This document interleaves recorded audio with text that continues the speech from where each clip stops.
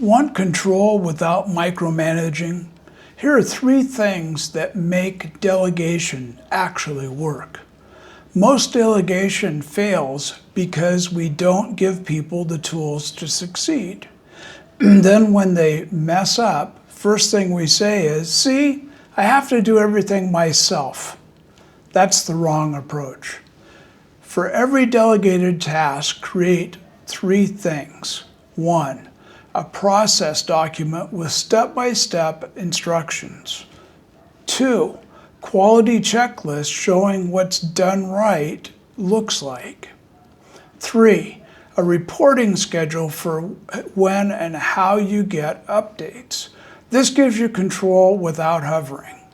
Create these 3 things for the task you're delegating this week.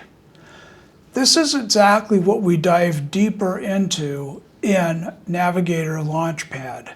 It's launching on September 16th, and the first 25 people in the Founders Group get it for $97. There's a link down below. It's time that you stop being your own worst employee.